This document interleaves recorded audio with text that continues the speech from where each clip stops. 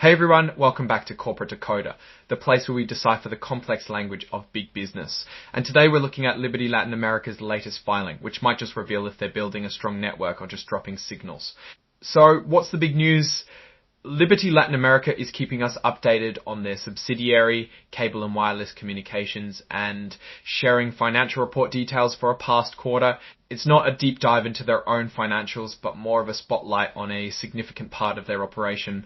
This report is dated August 27, 2025, giving us a look at events that happened around that time. It's a standard current report, which companies file when something important happens that investors need to know about quickly. The main point here is about a subsidiary named Cable and Wireless Communications, or C&W. Liberty Latin America owns this company completely. What they're telling us is that C&W released its financial report for the quarter that ended on June 30, 2025. This report was made available on Liberty Latin America's website.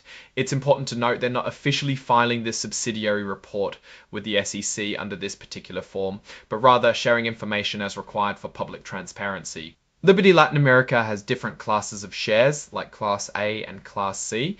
These are just different ways the company is divided up for its owners. These shares are traded on the Nasdaq, a major stock exchange, which tells us they're a publicly known company.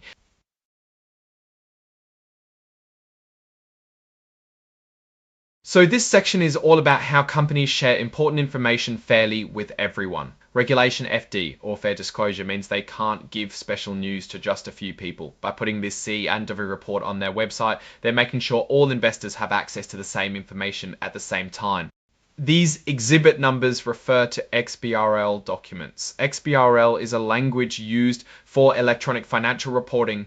It makes financial data machine readable, meaning computers can understand and process it much more easily than traditional text. Think of it as a standardized way for companies to tag their financial numbers so that analysts and the public can quickly find and compare information across different companies. These specific exhibits like schema, definition, label, and presentation, link-based documents are all parts of the XBRL system. They define how the financial information is structured, what the labels mean, and how it should be presented. Exhibit 104 is the interactive data file for the cover page formatted using inline XBRL.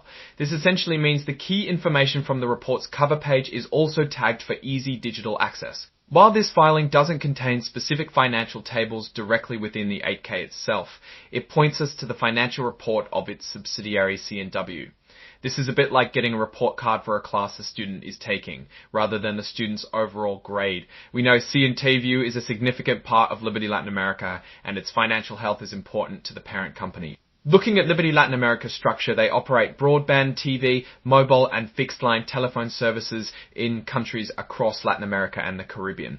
Their strategy often involves acquiring and improving these businesses, integrating them and passing those savings and efficiencies onto their customers and shareholders. The performance of subsidiaries like C&W is crucial to their overall success. From a broader perspective, the telecom industry in these regions is dynamic, with increasing demand for data and connectivity. However, companies also face challenges like currency fluctuations, regulatory changes, and intense competition. By understanding the performance of a key subsidiary like C&W, we get a glimpse into Liberty Latin America's operational capabilities and its ability to execute its growth strategy in its core markets. Now let's think about what this means from an investor's point of view. Even though we don't have the numbers directly here, the fact that they are disclosing that C&W's financial report is available is a signal. It suggests that management wants investors to be aware of this subsidiary's performance. If C&W is doing well, it's a positive for Liberty Latin America. If it's struggling, it could be a drag on the overall company. Without seeing the actual C&W report, it's hard to give a deep financial analysis. However, we can infer a few things.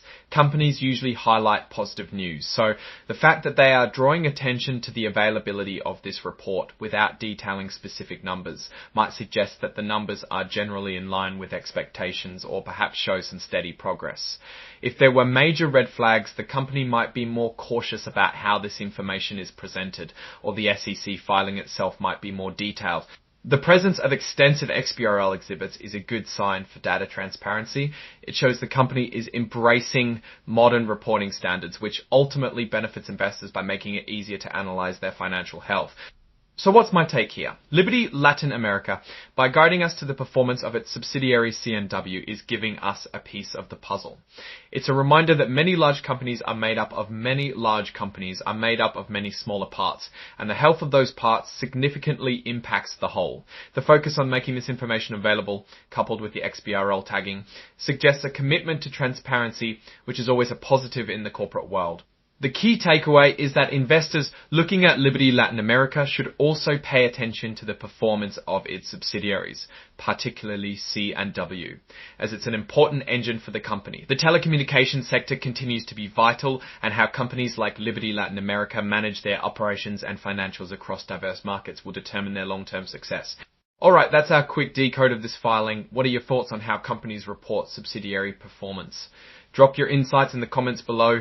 If you found this breakdown helpful, please give it a thumbs up and subscribe for more unfiltered corporate insights. And don't forget to join our Discord community linked in the description for more discussions.